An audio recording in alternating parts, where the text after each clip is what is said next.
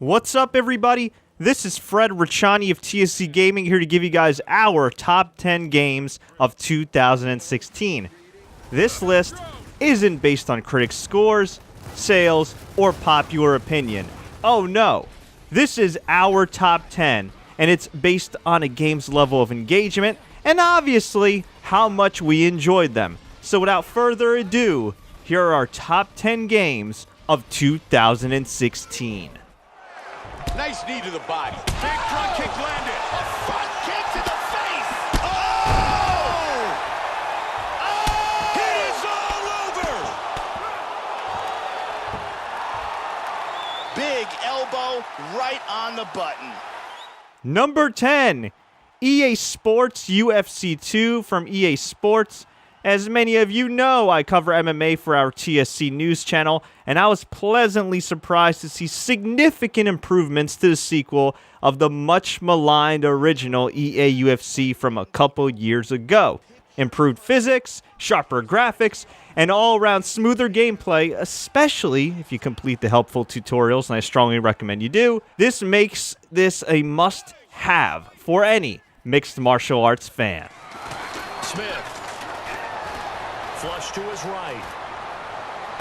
Got a man and he hits him in stride.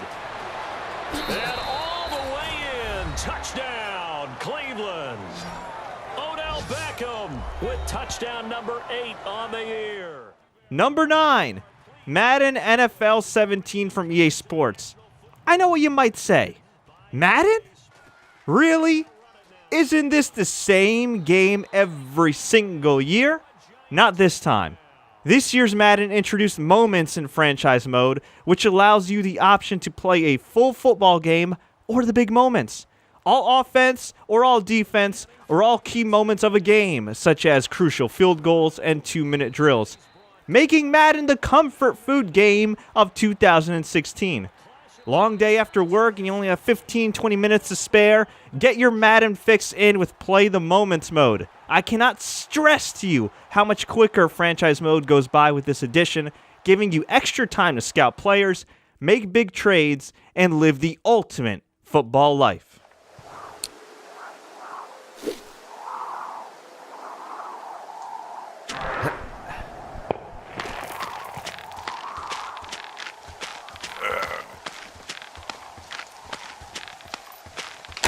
No! Number 8, Firewatch from Campo Santo. This indie game can best be described as a mystery adventure walking simulator.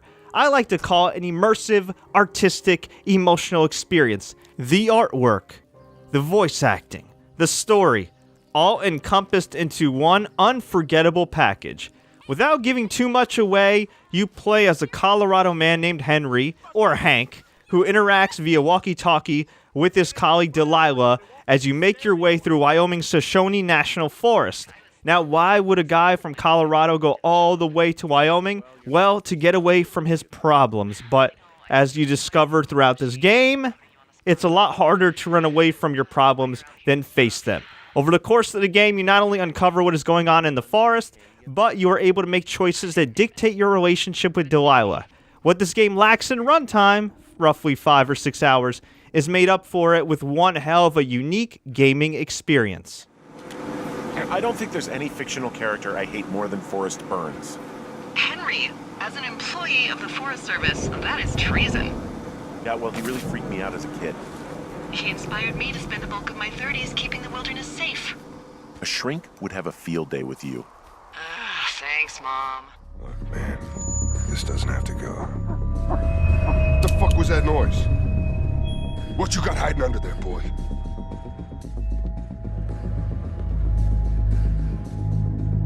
If you know something, you better spill it. You don't want me finding out for myself. Fuck!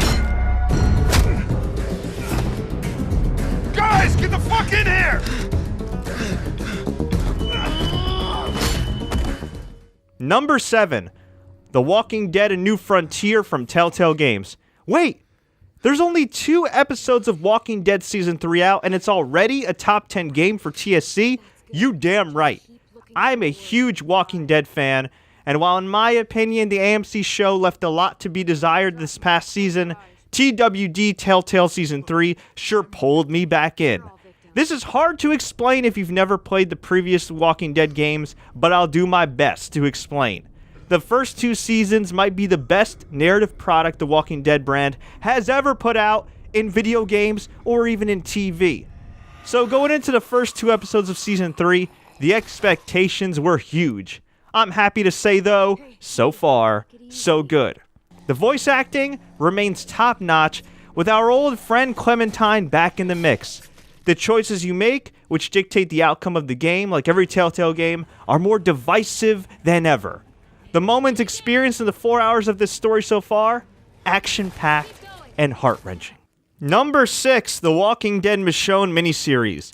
TWD isn't just about zombies as the New Frontier shows, as is our number 6 game. The Michonne miniseries profiles the iconic character's life before and after the apocalypse. This 3-episode series starts off slow, but develops into a tale of tragedy and perseverance from the standpoint of a mother who quite literally lost everything, including her will to live. Much like previous TWD games, the voice acting is on point, with Orange is the New Black's Samira Wiley doing a tremendous job of playing the popular Michonne character. The Walking Dead series is about the characters and the emotional connection you form with them over time, and the TWD series is still the best work from Telltale Games in that respect. And what hit them? Might as well have fun. How are we? Getting by. Bumped up. Oh, cover! Number 5, Final Fantasy 15 from Square Enix. I wouldn't consider myself a hardcore Final Fantasy fan, yet I usually enjoy most games in the series. That being said, I was weary before purchasing Final Fantasy 15 at first, given the decade-long development of this game. More often than not, games with those kinds of delays don't live up to the hype. Luckily for me, and many gamers, Final Fantasy 15 sure does live up to the hype. This open-world role-playing game features the trademark awesome Final Fantasy art style, cool cutscenes, and great voice acting. Your main character is Prince Noctis, heir to the Lucian throne, or so he was to be before chaos arises at his home. Hey, what would a Final Fantasy game be without your happy life going straight to hell, right? Now, I was worried at first about this game, feeling it'd be a tad bit outdated given it was originally meant for PS3, but oh no! This game embodies everything good about the current generation of gaming consoles. It's definitely one of the best looking games you can get on PS4 or Xbox One. As for the combat, you can mix it up with up to 4 weapons and spells, as well as linked attacks with your companions. If you like the combat in RPGs like Dragon Age Inquisition, you should enjoy battling it out with the craziest characters in Final Fantasy 15. However, I would strongly recommend taking the time to complete the tutorials, because as much as we'd like to jump in headfirst in a game, it's better to do so when you know what the heck you're doing on the Final Fantasy battlefield. When you're not battling it out, you can fish, drive around, jam to the awesome soundtrack, and feed some cats. You're one spoiled cat. Aww, I think he likes you. I guess. Clawed his way into your heart. Might keep on clinging. Forever. However you approach your Final Fantasy experience is up to you. You want to see what all the Final Fantasy fuss is about? Take it from me and give Final Fantasy 15 a try. You won't regret it. You will have a seat alongside the... Number 4, Doom from id Software. Speaking of games that took forever to be released, Doom is another one that had a ton of hype going in and a lot of hype to live up to. What was bizarre was publisher Bethesda refusing to allow reviews to be posted of the game until after the release, making gamers like myself apprehensive to give this a try. I was a Doom noob, but I took the gamble and bought the game on launch. What I experienced was a first-person shooter fan's dreams, or nightmares, depending on the villains I encountered. And turns out Bethesda delivered and then some. If you're old school And a Doom fan from a long time ago, how could you not love the complex level design and buffet of violence? If you're new to Doom like me, I'll keep it simple. The gunplay is maybe the best I've ever played in a first-person shooter, and the campaign is so great because it's simple but effective. The world has crumbled around you. These creepy bros are running amok. You're pissed off and want to kill these alien geeks, so you do things via an array of awesome weaponry, and oh yeah, some serious epic melee finishers that eliminate them from this planet. These finishers would even make the toughest Mortal Kombat characters flinch. The multiplayer modes, nothing special, but the campaign itself is worth the price alone. Never before has putting a violent end to such vile creatures looked so beautiful.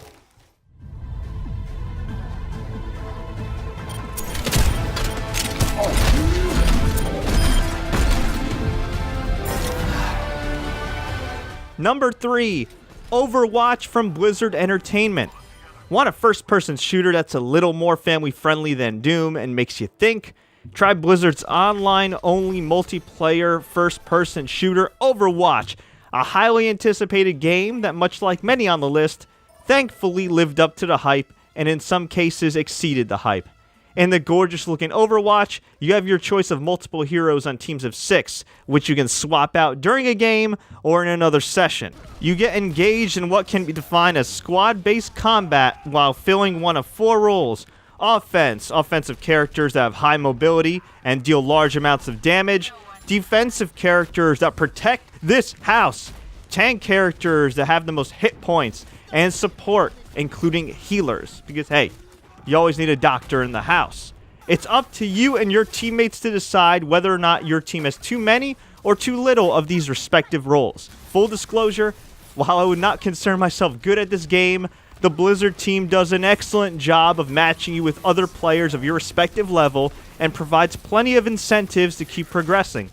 The greatest incentive, in my humble opinion, fun. This game is simply fun. Over the course of time, you learn each hero and role in and out, as well as which one works best for you. With addictive game modes such as Assault, Control, similar to capturing the flag, and Escort, where you escort the payload, there are plenty of chances to hone your skills and maybe even make a few friends along the way. Once again, Blizzard has a hit.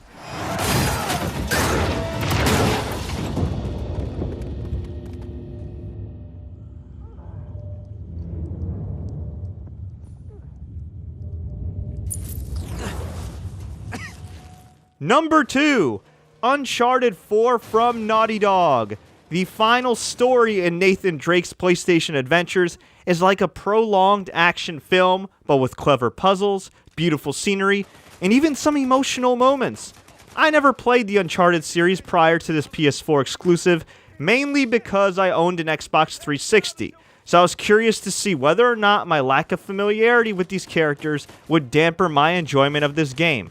One word: nope. Take my word for it. If you've never played the Uncharted series, you will still like and maybe even love Uncharted 4: A Thief's End. Naughty Dog does a great job of introducing or reintroducing various characters along with their backstories. If you've never played Uncharted, the best comparison I can make to it is Rise of the Tomb Raider, which involves a lot of climbing, ducking, dodging, exploring, and oh yeah, surviving. Nothing against the multiplayer, but I found it completely useless. That's a compliment, though, because that tells you just how good the story is. There are some games you could try, and some games, especially console exclusives, that you have to play. Uncharted 4 is a game you have to experience as a PS4 owner. Don't do yourself a disservice. Put some time aside and experience the wild life of Nathan Drake.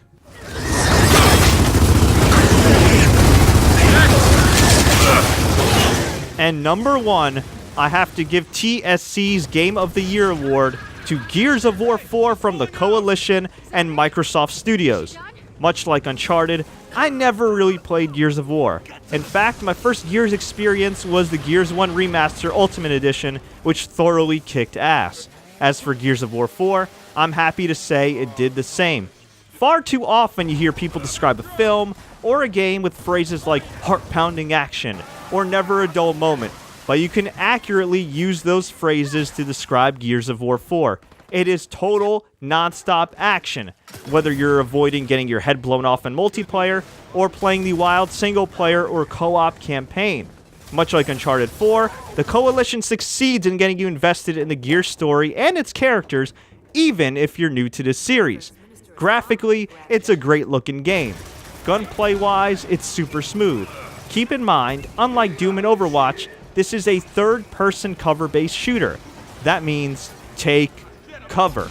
Something at times I learned the hard way. Gears 4 is about taking cover, striking when the time is right, and being there for your teammates when things are going well and not so well. The story takes place 25 years after the last Gears of War game. Instead of playing as the iconic Marcus Phoenix, you play as his son JD. And much like his father, JD will have to eradicate the world of locusts along with drones, snatchers, giant robots, and oh god, those annoying as hell juvies. Sometimes you can just tell when a game is well made. Little to no technical issues, great graphics, nearly flawless controls and physics, engaging story that makes you long for more. That is the embodiment of Gears of War 4. Combine all that with the ability to cross-play this bad boy in Xbox One and your Windows PC, and you have TSC Gaming's best game of 2016, Gears of War 4. Now you've seen the list. We'd love to see yours. Do you agree with us? Disagree? Let us know in the comments. If you enjoyed this top 10, please click the like button. Please share this with all your friends, and subscribe to TSC Gaming for more video game updates. Until next time, everybody, as always, enjoy the games, and Happy New Year. They're everywhere!